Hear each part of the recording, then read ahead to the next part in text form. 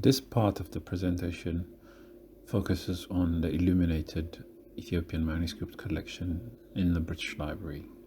It would provide a short, comprehensive introduction and overview of the collection.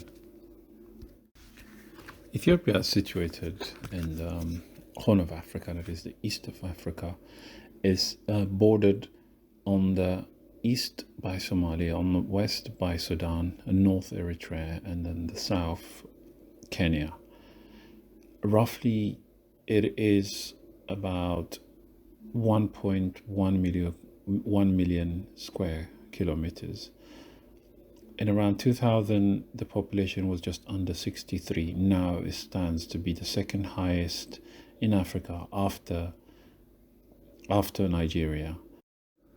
The Ethiopian Orthodox Church has a long history. Christianity first became the official state religion by 331 AD.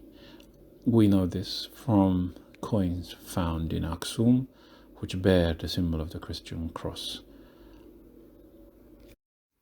Parchment making in Ethiopia dates to the first millennium BCE.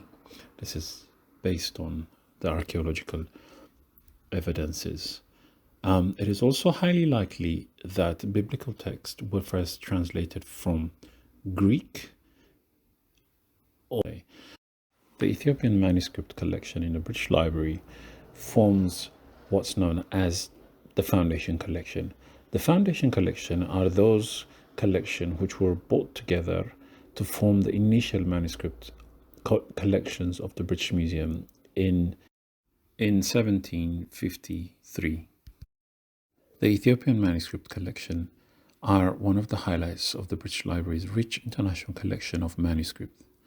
They date from the 13th century to the earlier 20th century.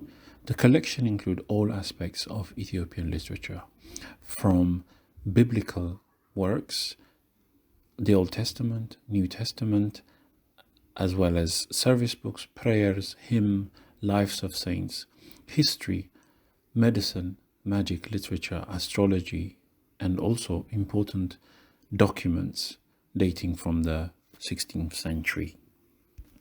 The word manuscripts comes from the Latin phrase. The word manuscripts comes from the Latin phrase handwritten.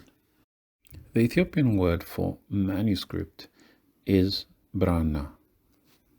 The manuscripts books are normally written on parchment made from goat skin.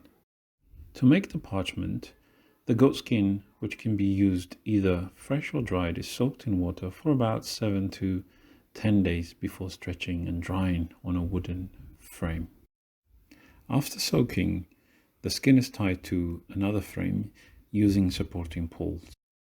While it's still wet, the flesh side is then scraped and cleaned using a special carving knife for illumination.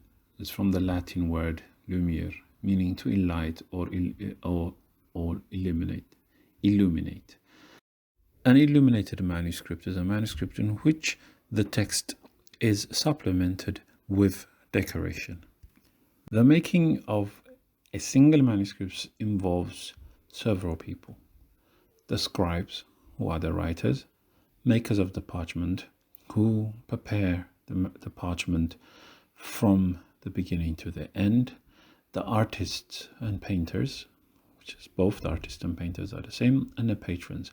The patrons in general in Ethiopia tended to be monarchs and aristocrats, as well as the church itself sometimes commissioned. Only those who are educated or trained can become scribes. Noted for their skills, scribal skills, were the daptaras.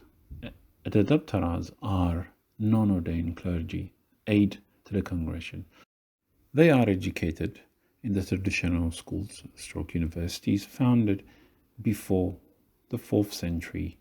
Their education revolves around rhetoric, poetry, theology, exegesis, commentaries, and hymns, as well as medicine. They are also the equivalent of an alchemist.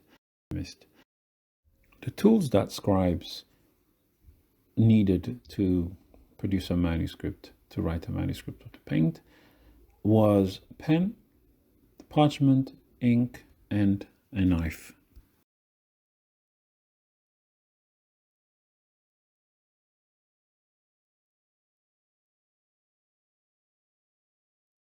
In one goat can yield 2 folios. That's about 2 pages. Manuscripts that you see here, which is 200 folios, probably required a whole flock.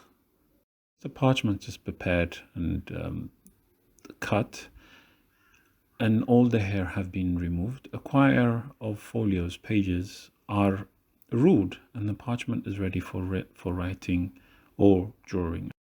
The 17th century manuscript displays the main tools that the scribes would use, as we've said: a pen, knife, ink pot, and a parchment.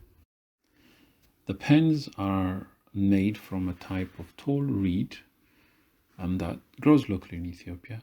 And the 2 basic colors are used, red and black, for writing and for painting as well. The basic ingredient of the black ink is used carbon, usually from soot collected from the cooking pot or from kerosene lamps. Roasted grains of maize, barley, or finger millets are infused in a small amount of hot water, and the starch liquid added to the soot to act as a binder. Red was traditionally prepared from natural ingredients such as red flowers and red soil. Scribes and artists worked together. Sometimes the scribe also did the illumination and the writing. In the 17th century painting from the Miracles of Mary, we see an artist painting. Identifying Ethiopian scribes or artists is very difficult because most scribes did not write their names. But in some manuscripts, we do have names of artists.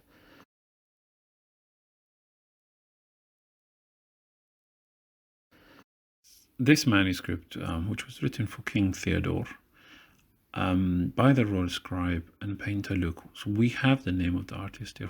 This is an example of a preparatory drawing taken from the Miracles of Mary. The next image also shows the completion of the illumination. This is by far really one of the rarest examples. Like scribes, artists also went under training as well. They were mostly trained, taught to paint walls of churches, to create icons, and to also paint manuscripts. There are some historical accounts of the use of gold leaf in manuscript illumination. However, there are no surviving manuscripts. Once the parchment is prepared, the paintings, the text have been all written, and folios have been numbered. The parchment is collected in what's called gatherings and sewn together between 2 wooden boards. The Ethiopian style of sewing is very different to that used in other manuscript making tradition. The key feature is the use of independent pair of link stitching, sewing. The wooden boards are sometimes covered with stamped leather tools.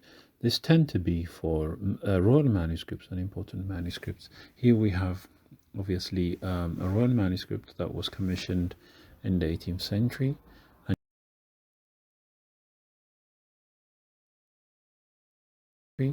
And you can see that this is tinted leather skin, and in the inside of the board covered with a fabric, sometimes silk, cotton, and they tend to be imported silks. And again, this seems to be again for royal manuscript.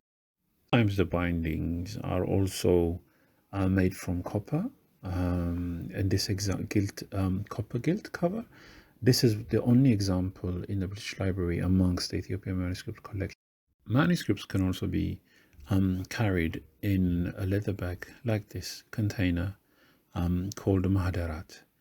They come in different sizes. The unique feature is a lectern, a reading desk on which books are placed as support for reading, used during the Mass or for a sermon. This is very common in monasteries and churches which exist to this day. I've tried to cover the basic and the overview of how Ethiopian manuscripts are made based on using the illustration that are in the British Library's collection. And the purpose for me for using these illustrations are one, an opportunity to explore what these paintings contain, because most of these paintings not only contain paintings of religious subject, but they also have secular themes that are very important in understanding the Ethiopian tradition. In the following series, I want to focus on the history of the Ethiopian collection in the British Library, as well as collection history, provenance, and also look closely at the importance of cataloging, i.e. description of manuscript. Also, if you look at the British Library's blog on the Ethiopian manuscript, there are several blogs written by me on the Ethiopian manuscript collection. And then most recently, I've published an article on the Magdala manuscript collection at the British Library of an exhibition that was held in 2018 titled African Scribes Manuscript Culture. I have also written a blog for this. Thank you for listening.